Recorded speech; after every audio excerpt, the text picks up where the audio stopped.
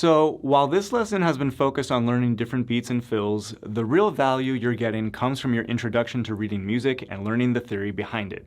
The reading part is simple enough, which I'm sure you're finding. The theory, however, can be a little more confusing. Since I've had the counts written in above all the beats, up to this point you've just been able to line things up and it works out. I've told you how many beats a quarter note gets, how many eighth notes and 16th notes fit into that quarter note, and how many 16th notes go into an eighth note, and it might have made sense when I told you, but after a while it can be hard to remember that information, so this last video has some exercises that will get you used to feeling, hearing, and understanding the relationships between the notes. All we're going to be doing in this video is clapping and counting out loud. So for the quarter note sheet, all we'll be doing is clapping quarter notes. Each line of this sheet will have us counting different subdivisions though.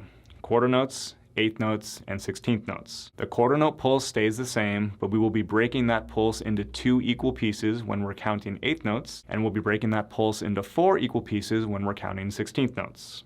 Line 1 has us clapping quarter notes while counting quarter notes, which goes like this. 1, 2, 3, 4.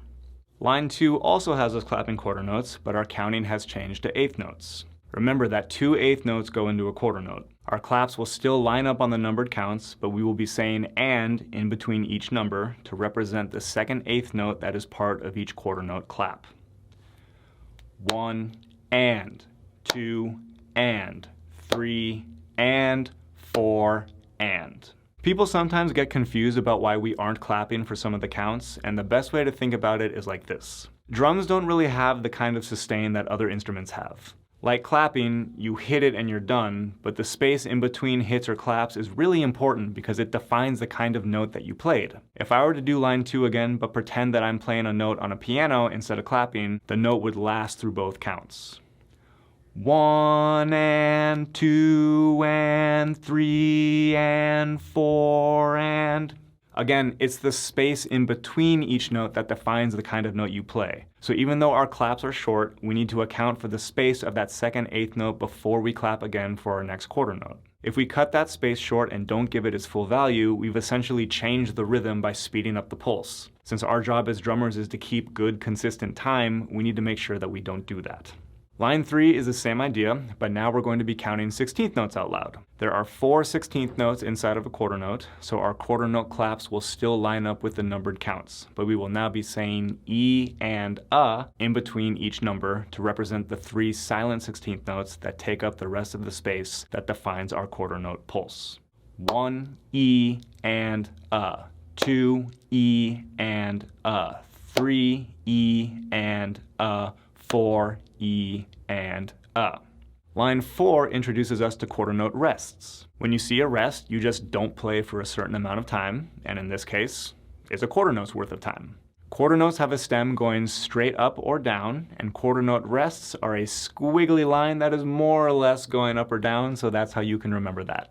In this measure, we have a quarter note rest on beats 1 and 3, which means we will not clap on those beats, and quarter notes on 2 and 4, which we will clap on, like this. 1, 2, 3, 4. Now that we know how these sheets work, let's take a look at the eighth note sheet. Line 1 has us clapping eighth notes while counting eighth notes, which goes like this. 1 and 2 and 3 and 4 and. Line 2 has us clapping eighth notes, but now our counting has changed to quarter notes. Since there are 2 eighth notes inside of a quarter note, this means that we will have 2 claps inside of each count, like this. 1, 2, 3, 4. Line 3 has us clapping eighth notes while counting 16th notes now. There are 2 16th notes inside of an eighth note, so we will have 2 counts inside of each clap, like this. 1 E and 2 E and 3 E and 4 E and Line 4 introduces us to eighth note rests. Eighth notes have 1 bar coming off of their stem, and eighth note rests have 1 little point to the left of that diagonal line. So when you see an eighth note rest, you do not play for the length of an eighth note. Line 4 goes like this. 1 and 2 and 3 and 4 and. Moving on to the 16th note sheet, line 1 has us clapping 16th notes while counting 16th notes, like this.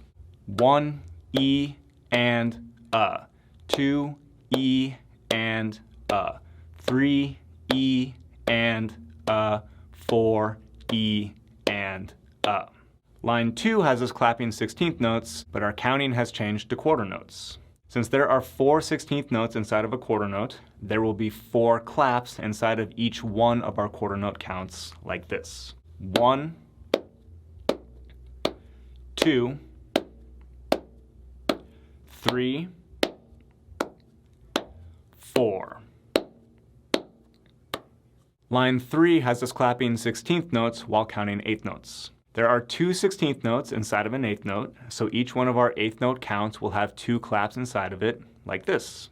1 and, 2 and, 3 and, 4 and.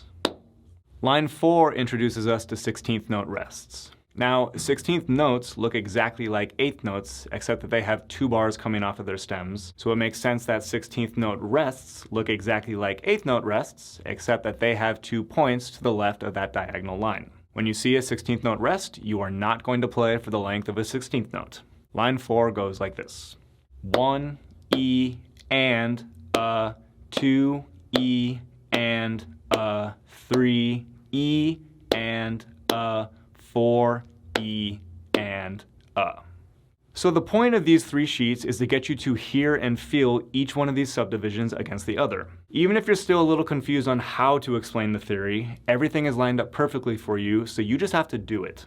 The more comfortable your body gets, the more it will make sense, and you will have a moment where everything clicks and you understand the relationship between quarter notes, 8th notes, and 16th notes. So that is it for your first drum lesson. Feel free to rewatch any of these videos as many times as you need to while you're practicing, and when you're ready, I will see you in the next course.